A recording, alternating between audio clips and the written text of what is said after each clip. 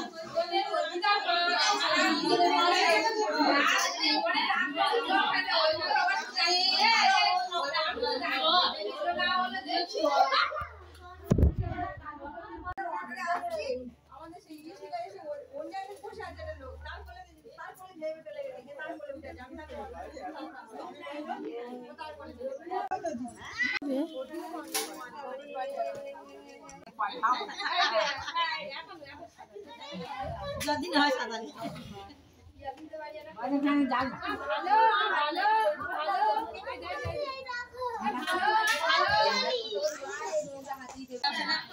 নিয়ে আসি ছুটে যায় ভেবেছে কাজ কেন চিন্তা করছে।